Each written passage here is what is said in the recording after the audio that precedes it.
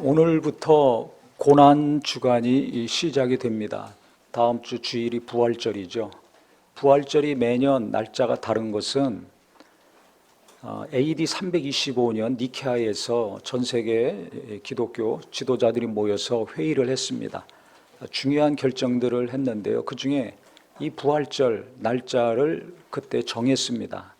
어떻게 정했냐면 매년 춘분 이후에 만월, 보름이 지난 첫 주일을 부활절로 정했습니다. 양력이 아니라 음력으로 계산이 되기 때문에 매년 날짜가 바뀌죠. 그래서 부활절을 기준으로 해서 40일 전부터 사순절이라고 해가지고 40일 동안 그리스도의 고난과 부활을 준비하면서 거룩하게 사는 신앙생활을 하기도 합니다.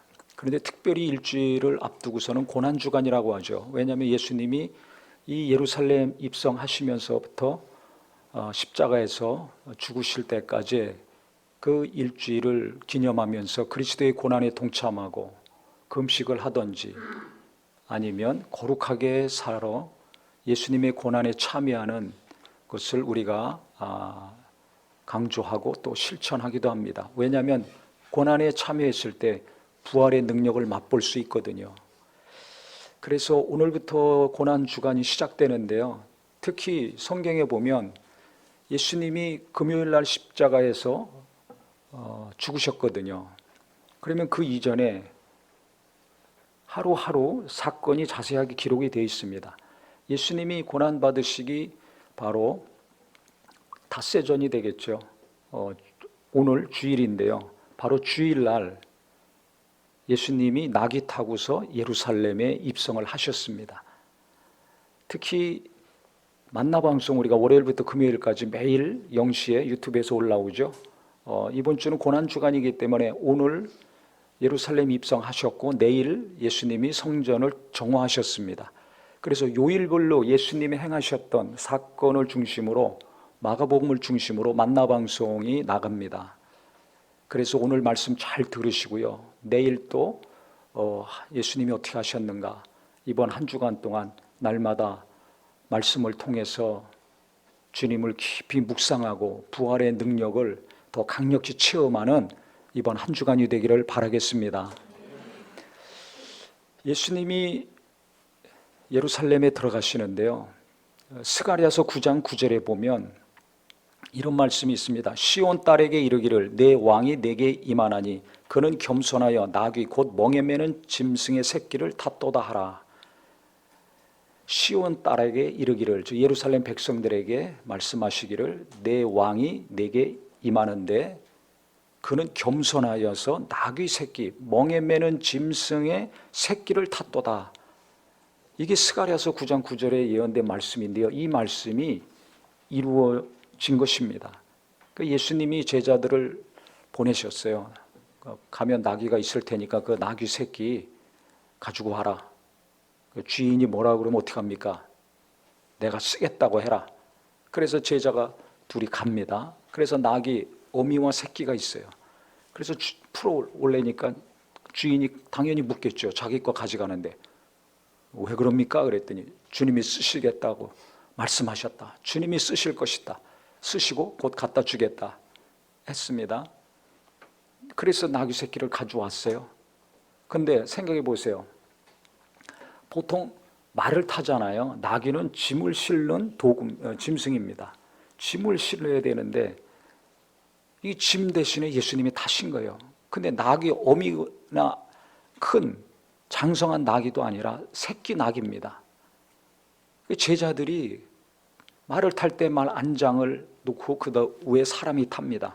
이 기본 상식이기 때문에 예수님이 타셔야 될 나귀 새끼니까 자기들 옷을 벗어가지고 그 위에 얹었습니다. 안장을 얹는 대신에 자기 옷을 벗어서 올려놓은 거예요. 예수님이 타셨습니다. 가시는데 제자들도 그렇고 그 주변에 있는 많은 사람들이 자기 옷을 벗어서 길에 까는 거예요. 그리고 어떤 이들은 가가지고 들에 있는 나무 가지를 베어와가지고 길에 깝니다. 예수님을 왕으로 대우하는 거죠. 상식적으로 왕이 행차할 때는 맨 땅을 가지 않습니다. 양탄자가 깔리잖아요. 말을 타고 가잖아요. 마차를 타고 가든지 화려한 장식의 말이 있습니다. 그 위에 탑니다. 그 앞뒤로는 호위하는 병사들이 있습니다. 깃발이 있습니다. 큰 나팔 소리와 북소리가 있습니다. 근데 예수님은 지금 너무 초라한 모습으로 예루살렘에 들어가시는 거예요. 호위 병사는 없고 가난한 사람들만 있어요. 그래서 그들이 예수님의 길을 준비하려고 하는데 뭐 깔 게 뭐가 있어요? 아무것도 없으니까 당장 마음이 급해서 자기 옷을 벗어서 길바닥에 깝니다. 이 눈물 나는 현장입니다. 저는 이 본문의 말씀을 생각할 때마다 가슴이 아려와요. 너무 초라하고 너무 가진 것이 없어요. 예수님도 얼마나 초라해요. 아니 말 타고 멋있게 가든지 아니면 큰 낙이라도 타고 가든지 낙이 새끼 그 조그마한 낙이 새끼가 얼마나 무겁겠습니까? 어른이 탔으니까 그 힘들게 낙이 새끼는 가는 거예요.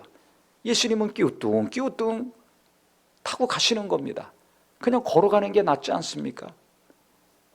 얼마나 초라합니까? 얼마나 가난합니까?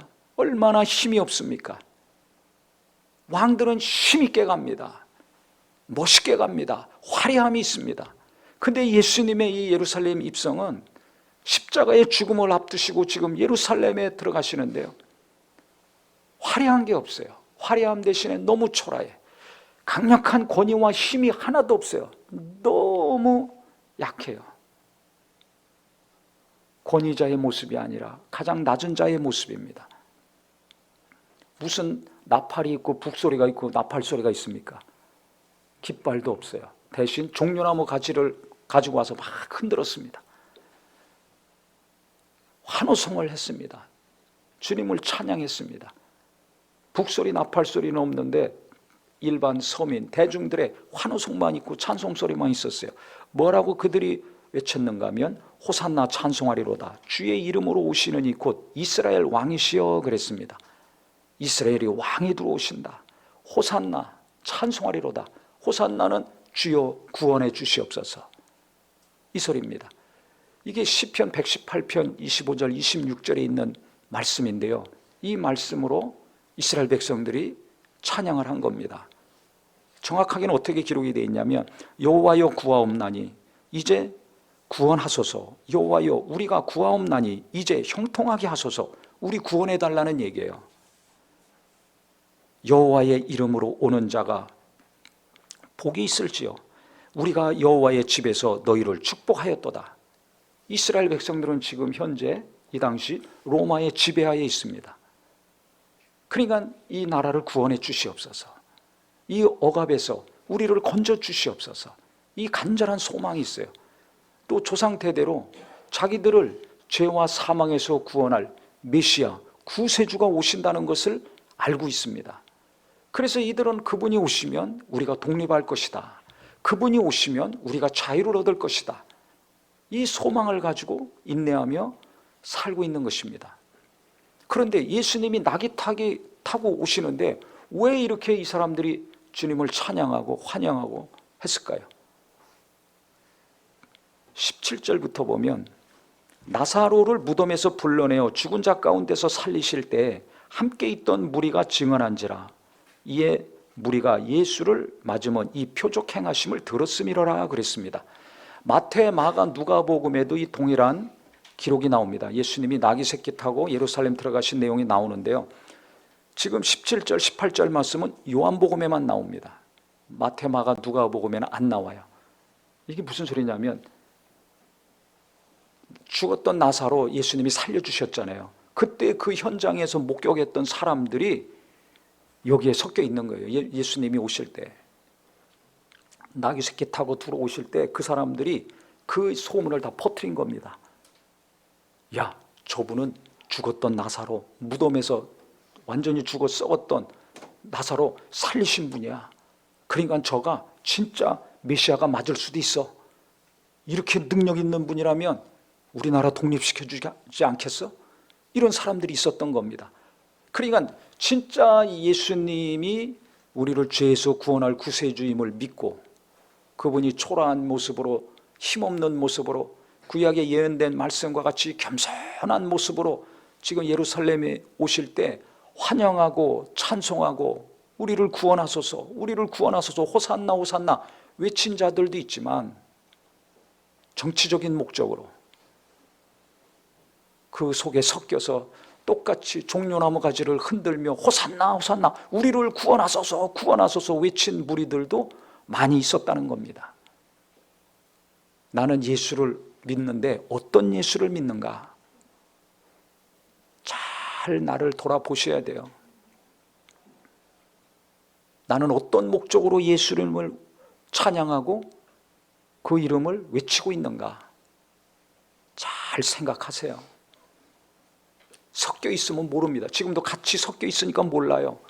일도 같이 하고 집에서 같이 먹고 자고 모릅니다. 하지만 어느 순간이 되면 싹 구별되는 날이 옵니다.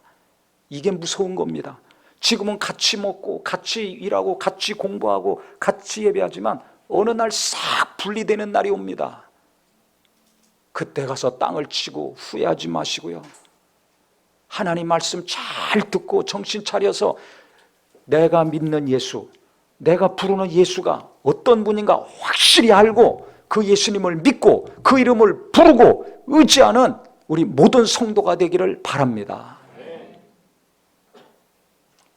이 사람들은 나라의 독립을 생각하고 있는 거예요. 그래서 성경의 13절에 보면 종려나무 가지를 가지고 맞으러 나가 외치되 호산나 찬송하리로다. 주의 이름으로 오시는 이 곧 이스라엘의 왕이시여 하더라. 이스라엘의 왕이시여. 이스라엘의 왕이 오면 뭐예요? 나라가 회복되는 거 아닙니까? 지금 주권을 뺏겼는데. 그러니까 우리 왕이 오셨다. 그래서 이들이 막 흥분하고 환호성을 지르고 한 것입니다. 근데 며칠 후에 무슨 일이 일어났습니까? 예수님이 로마 병사에게 잡히셔가지고 유대인에게 재판받으시고 밤새 그 다음에 빌라도 법정에서 재판을 받으셨어요. 그때 빌라도가 아무리 신문을 해도 아무 죄가 없어요. 예수님이. 그래서 놓아주려고 했는데 아니 이 유대인들이 하도 완호성을 치고 예수를 죽이라고 해서 이걸 놔줄 수가 없었습니다. 그러니까 자기가 책임을 면하려고 뭐라고 했습니까? 바라바, 사형 선고를 받은 바라바가 있고 예수가 있어요. 6월절이 되면 사면을 해주는 전례가 있어가지고 누구를 놔줄까 물어봤더니 바라바를 택하지 않았습니까? 바라바. 아니 극악무도한 죄인인 바라바는 살려주고 예수를 죽이라고 소리 질렀습니다. 수많은 사람들이. 지금 예수님을 환호하고 찬송하고 호산나 이스라엘의 왕이여 우리를 구원하소서 외쳤던 자들이 그때는 바라바를 외친 거예요. 예수를 죽이라고 외친 겁니다. 며칠 만에 싹 바뀌죠. 왜 바뀌었을까요? 나사로를 살린 분이야? 죽은 자를 살린 분이야? 그렇게 능력 있는 분이야? 아, 저분은 나귀를 새끼 타고 가는 초라한 모습이지만 능력 있는 분이구나. 아, 많은 사람들이 봤다니까 자, 우리가 기대하자. 그래서 우르르 몰려가서 환호성을 질렀는데 가만히 보니까 며칠 있다 로마 병사에게 잡혀가지고 뭐 힘이 없이 재판을 받고 이제 십자가에서 죽을 수밖에 없는, 자기도 건져내지 못하는, 자기도 구원하지 못하는 너무너무 연약한 자라는 걸 눈으로 보고 있지 않습니까? 그러니까 흥분했던 사람들이 마음이 싹 바뀐 거예요. 예수를 찬송했던 자들이 마음이 싹 바뀌었습니다. 그리고 예수 죽이고 바라바 살려달라고 군중들에게 유대 지도자들과 한 뜻이 돼가지고 소리치고 있는 거예요. 소리는 똑같은 소리인데 며칠 만에 정반대의 소리를 지르고 있죠. 왜 그래요? 예수님을 육체의 눈으로만 본 거예요. 예수님을 초라한 예수, 힘이 없는 예수, 무기력한 예수로 본 겁니다. 왜? 로마 병사에게 잡혀가지고 재판받아서 꼼짝 못하고 있잖아요. 아니 로마를 무너뜨리고 이스라엘을 독립시킬 구세주, 만왕의 왕, 구약에 예언된 메시아인 줄 알았는데 이게 아니라는 걸 자기들 스스로 확신하게 된 겁니다. 우리가 예수를 성령으로 말미암아 나라를 구하는 예수, 내가 원하는 것을 이루어 주시를 예수, 눈에 있는 현실을 바꿔주시는 예수, 이렇게 접근하면 이 흥분했던 사람들처럼 며칠 있다가, 몇 년 있다가, 몇십 년 있다가 예수를 떠납니다. 예수를 반대하는 사람들이 될 수가 있습니다. 그런 사람 많죠. 요새 믿음에서 떠나는 사람들이 많습니다. 앞으로 더 많아질 겁니다. 내가 원하고 뜻하는 대로 이루어지지 않았기 때문에 실망해서 떠나는 거야. 예수 믿어봤자 별 볼 일 없더라. 예수를 별 볼 일 없는 사람으로 봤기 때문에 이들이 마음이 바뀐 겁니다. 기도해봤자 별 볼 일 없어. 교회 다녀봤자 사업이 더 안 돼. 예수 믿으면 뭔가 자식도 잘 되고 집도 사고 돈도 잘 벌 줄 알았는데 잘 되는 게 별로 없어. 손해보는 것 같아. 이런 생각 갖고 있는 사람들이 있어요. 젊은 사람들은 그런 생각이 갈수록 많아지고 있습니다. 그러니까 믿음에서 떠나고 교회 안 나오는 거예요. 왜 시간이 가면 갈수록 하나님께 대한 믿음이 바뀔까요? 처음부터 뭔가 맞질 않아서 그렇습니다. 왜 예수님이 이렇게 초라한 모습으로 예루살렘에 들어가시고 가신 다음에 나중에 로마 병사에게 붙잡히셔서 고난 받으시고 채찍 맞으시고 뺨 맞으시고 주먹으로 또 맞으시고 침뱉음 당하시고 가시면례관 쓰시고 십자가에서 6시간 동안 아침 9시부터 오후 3시까지 뻘거벗겨 십자가에 매달려 가지고 피와 물을 다 쏟으시고 죽으셨을까요? 왜 예수님이 이렇게 초라하게 가셔야 됩니까? 왜 이렇게 비참하게 고난을 당하셔야 됩니까? 왜 이렇게 가난한 사람들 모여가지고 주님을 환영합니까? 좀 힘 있는 자들이 오지, 부자들이 좀 오지. 갔다 길에 깔을 게 없으니까 자기 옷 깔고 나무 비어다가 나무까지 깔지 않습니까? 비싼 것 좀 깔지. 아무것도 없어요. 모인 사람들도 초라하고 예수님 모습도 초라하고 너무 초라해요. 왜 이렇게 초라하게 가셔야 됩니까? 제가 하나님께 기도하는데요, 왜 이렇게 가셔야 됩니까? 죽으시더라도 좀 멋있게 가시지. 하나님이 분명하고 강력하게 깨닫게 하시는 것은 바로 너의 죄 때문이라는 거예요. 왜 예수님이 그렇게 고난을 받고 침뱉음도 당하고 주먹으로 얼굴도 맞고 모든 수치와 부끄러움을 다 그렇게 겪어야 됩니까? 죄 때문이라는 겁니다. 왜? 라는 질문에 답은 죄라는 거예요. 그러면서 제가 처음 예수 믿을 때 생각이 났습니다. 눈에서 눈물이 나와요. 귀신이 드러나서 경련을 일으키고 저를 쓰러뜨리고 나가요. 방언이 막 기도하는데 혀가 꼬이면서 입에서 방언이 막 나옵니다. 그래도 저는 확신이 없었어요. 예수가 구세주의라는 것, 내 죄를 담당하시고 부활하신 하나님의 아들이시라는 것 믿어지지가 않았습니다. 체험은 있어요. 눈물도 나, 귀신도 드러나, 방언도 나와. 근데 확신이 없어요. 깨달음이 없어요. 믿을 수가 없습니다. 그 마지막 날 간절히 기도하는데요, 그때 하나님이 환상을 보여주셨어요. 제가 예수님을 십자가에 막 씩씩거리고 못을 받고 나중에는 창으로 그 옆구리를 찌르더라고요. 그러니까 막 피투성이가 되죠, 예수님이. 근데 그분이 다시 살아나셔가지고 저를 꼭 안아주셨습니다. 그때 예수를 십자가에 박은 자는 로마 병사가 아니라 저라는 걸 알았어요. 예수를 창으로 허리를 찔러가지고 피와 물을 쏟아 죽게 한 것은 로마 2000년 전 병사가 아니라 바로 저라는 걸 알았어요. 내 죄가, 내가 예수님을 안 믿고 하나님을 믿지 않았던 그 죄가 예수님을 죽였고 예수님을 찔렀다는 것을 그때 깨달았습니다. 설교를 들어서 한 것도 아니고 성경 공부한 것도 아니고 아무것도 모르는데 간절히 하나님을 알고자 만나고자 기도했을 때 성령께서 감동하셔가지고 그런 것들을 보게 하셨어요. 그래서 예수님을 죽인 게 바로 나 때문이구나. 예수님을 찔른 것은 바로 내 죄구나. 내가 하나님을 믿지 않는 것, 믿지 않는 게 죄입니다. 나쁜 짓 한 것도 죄지만 믿지 않는 게 죄예요. 예수님을 믿지 않는 게 죄예요. 그래서 성경에도 누구든지 너희 중에 믿지 아니하는 악심을 품고 하나님에게서 떨어질까 염려하라고 히브리서가 말하고 있지 않습니까? 그때 제가 죄인임을 깨달았어요. 내 죄가 얼마나 큰가를 깨달았어요. 내 본질이 무엇인지, 내가 어떤 존재인지, 제 정체성이 죄인이라는 것을 강력히 깨달았습니다.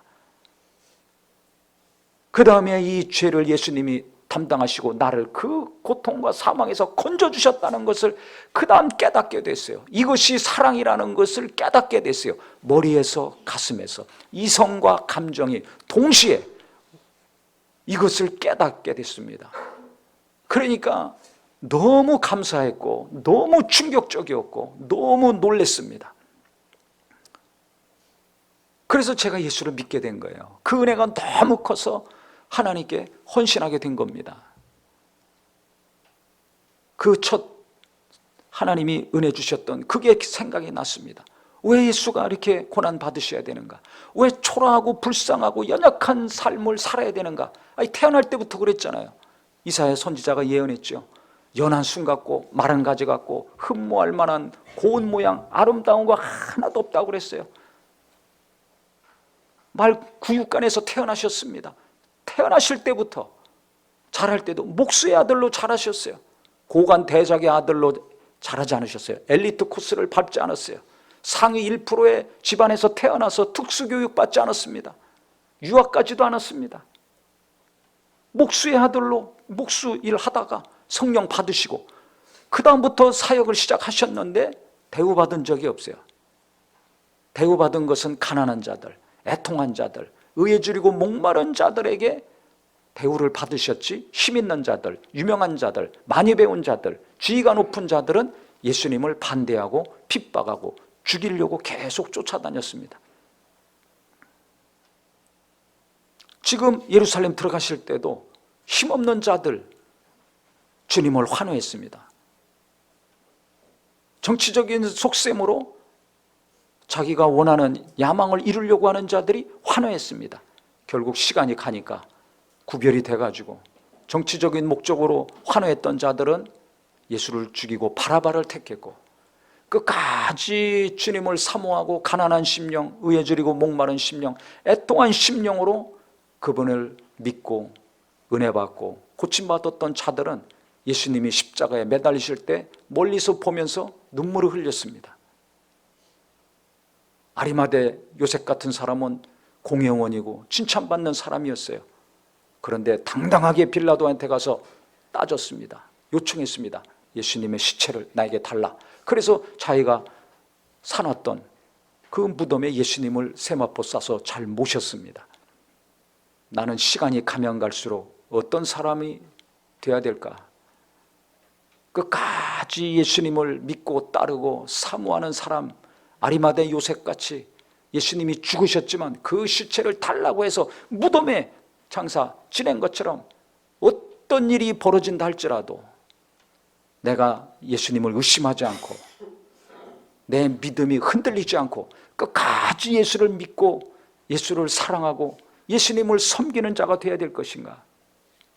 아니면 내가 원하는 것이 이루어지지 않았다고, 내가 바라는 것이 이루어지지 않았다고 헌신짝 버리듯이 예수를 죽이고 바라바를 살리라고 외친 자들처럼 그런 길을 갈 것인가? 나중에 로마 병사에게 잡히니까 제자들 다 도망갔잖아요. 어떤 제자는 걸리적거리니까 바지까지 벗고 뻘거벗은 몸으로 도망까지 갔습니다. 다 떠났습니다. 위기가 닥치니까, 고난이 닥치니까, 어려움이 닥치니까 헌신짝 버리듯이 믿음을 버리고 신앙을 버리는 일이 없기를 바랍니다. 나중에 예수님이 부활하신 다음에 제자들 찾아가셨어요. 그 다음에 그들과 함께 하시면서 40일을 이 땅에 계시면서 복음을 전하셨습니다. 그때도 제자들은 저분이 누군가 혼란스러웠죠. 제자들은 예수님이 부활하시고 함께 하시고 성령 받은 다음에야 예수님을 제대로 알고 믿었습니다. 성경에 보면 저가 뉘시에 이런 일을 하는가, 그렇게 모든 걸 포기하고 따랐지만 예수님이 누군지 확실히 몰랐던 것 같아요. 지금 오늘 본문에도 나와 있습니다. 16절에 보면 제자들은 처음에 이 일을 깨닫지 못하였다가 예수께서 영광을 받으신 후에야, 부활하신 후에야 이것이 예수께 대하여 기록된 것임과 사람들이 예수께 이같이 한 것임이 생각났더라 그랬습니다. 처음에는 이 일을 깨닫지 못했다고 그랬어요. 자기들이 겉옷을 벗어서 했지만은 모르는 거예요. 예수님이 낙이 타고 가시는 거 잘 몰라. 사람들이 막 종려나무 가지를 흔들고 환호하는 거 잘 모르는 거예요. 뭐가 뭔지 잘 모르는 거예요. 예배도 하고 기도도 하고 말씀도 맨날 듣는데 무슨 일이 생기면 모르겠죠. 뭐가 뭔지, 하나님의 뜻이 뭔지, 하나님이 원하시는 게 뭔지 모르겠다는 분들 많아요. 이 제자들도 그랬습니다. 예수님을 따라다녔어요. 수많은 말씀을 들었어요. 이적도 봤습니다. 근데도 아직 믿음이 없어요. 확실한 믿음이 없어요. 결정적인 순간에는 잘 모르는 거예요. 이때도 그랬습니다. 언제 알았느냐? 나중에 예수님 부활하시고 승천하신 다음에 성령을 받은 다음에야 그때 안 것입니다. 아, 이게 스가랴 9장 9절의 말씀이 닭이 새끼 타고 가신 것이 이게 예수님, 우리 주님에 대한 말씀이었구나. 그때 깨달은 겁니다. 이 많은 사람들이 환호하고 찬송한 거, 이것도 시편에 기록된 말씀 그대로 이루어진 거구나. 모든 것들을 성령 받은 다음에야 깨닫게 됐습니다. 그래서 중요한 것은 많은 사람들이 뭐라고 하는가, 그게 중요한 거 아니에요. 그래서 세상 유행, 세상 풍수, 수많은 사람들이 소리 지르고 외치고 좋다고 하는 거, 그거에 넘어가지 마세요. 그게 하나님의 뜻이라면 모르지만 하나님으로 말미암지 않은 것이라면 귀 기울이지 말아야 됩니다. 그래서 너희는 좁은 문으로 가라 그랬잖아요. 넓은 문으로 많은 사람이 가는데 그건 멸망하는 길이고, 좁은 문은 조금만 가는데 그게 생명의 길이다, 사는 길이다. 숫자 보고 흥분하지 마세요. 적은 사람이 가더라도 그 길이 생명의 길이라고 예수님이 가르쳐 주셨어요. 예수 믿고 성령 받는 것이 그래서 중요합니다. 성령으로 거듭나지 않으면, 성령으로 내가 죄인인 걸 확실히 알고 예수님이 내 죄를 담당하시고 죽으시고 부활하신 하나님의 아들이심을 내가 가슴에서, 내 생각에서, 이성과 감정에서 확실히 깨달아지고 체험이 돼야지. 그렇지 않으면 며칠 만에 믿음을 버리고 결정적인 순간에 제일 중요한 교회 일꾼 같지만 교회를 괴롭히는 자가 될 수도 있고요, 제자들처럼 도망가는 자가 될 수 있어요. 당장 무슨 일이 생기면 도망가. 난 몰라. 베드로 3번이나 부인했잖아요. 책임 안 지겠다는 거예요. 아리마대 요셉같이 예수님 시체 주시오, 구레네 시몬처럼 억지로라도 예수님이 짊어지고 가시는 그 골고다 언덕의 십자가 억지로 짊어지니까 내던지지 않고 자기가 끝까지 짊어지고 가지 않습니까? 바로 이겁니다. 진짜 예수를 믿는 사람은 어떤 어려움이 있더라도 도망가지 않고 내빼지 않습니다. 끝까지 그 어려움 자기가 짊어지고 갑니다. 그 십자가가 자식일 수도 있고 남편일 수도 있고 아내일 수도 있고 부모일 수도 있고 세신자일 수도 있고 내가 하는 어떤 일일 수도 있어요. 조금 어렵다고 팽개치고 도망가지 않습니다. 그거 짊어집니다. 죽었다고 망했다고 실망하지 않습니다. 그 시체 주시오. 그래서 자기가 세마포 사가지고 자기가 준비된, 자기가 쓰려고 했던 그 무덤에 예수님 모십니다. 끝난 게 아닙니다. 결국 예수님이 부활하셨잖아요. 그 다음에 믿는 자들에게 성령 주셨잖아요. 성경을 보세요. 나는 구레네 시몬처럼 십자가 끝까지 짊어지고 갈 사람인가, 아니면 도망갈 사람인가? 나는 아리마대 요셉처럼 정말 망한 것 같고 다 죽은 것 같고 끝장난 것 같지만 포기하지 않고 예수님을 끝까지 잘 모시고 믿고 섬기는 자인가? 아니면 예수님 헌시짝 버리듯이 버리고 바라봐 구하는 자인가? 나는 어떤 자가 될 것인가? 내 자식들은 앞으로 어떤 자가 될 것인가? 지금 뭐 좀 잘 사네 못 사네, 공부 잘하네 못하네, 이게 중요한 게 아닙니다. 거기에 목숨 걸지 마세요. 예수님께 목숨을 걸어야 됩니다. 예수 믿고 하늘나라 가야 될 거 아닙니까? 어떤 예수를 믿어야 됩니까? 내 야망과 내 꿈을 이루어 주실 예수가 아니라 내 죄를 담당하신 예수, 죄가 없기 때문에 완전히 죽으셨다가 부활하신 예수를 믿어야 내 영혼이 구원받을 수 있습니다. 그래서 현실의 대중들이, 많은 사람들이 뭐라고 하든지 거기에 취하지 마시고 내 야망과 욕심과 이 세상에서 이루고자 하는 꿈에 빠지지 마시고 나를 위해서 이렇게 초라한 모습을 마다하지 않으시고 부끄러움을 개의치 아니하시고 고난받으심으로 내게 평안을 주시고 피 흘려 죽으심으로 영원한 생명을 주시고 채찍에 맞으심으로 나음을 주신 예수를 성령으로 체험하고 깨닫고 확실히 믿는 저와 우리 모두가 되기를 바랍니다. 자식들도 그 기도를 계속해야 됩니다. 우리 자녀들이 공부도 잘하고 좋은 직장 가고 좋은 사람 만나서 행복하게 잘 살게 해주시옵소서. 그것도 좋지만 그보다 더 중요한 게 뭡니까? 내 자손들이 죄인임을 알게 하여 주시옵소서. 예수님을 체험하게 하여 주시옵소서. 그래서 이 세상에 어떤 고난과 아픔과 실패가 있더라도 예수를 떠나지 않고 버리지 아니하고 더 예수를 가까이 하고 의지하는 자들이 되게 하여 주시옵소서. 그리하여 주님이 부활하신 것처럼 모두가 다 신령한 몸으로 부활하여서 주님이 준비하고 계신 그 처소에 들어가서 영원히 살 수 있는 귀한 가족들이 되기를 바랍니다.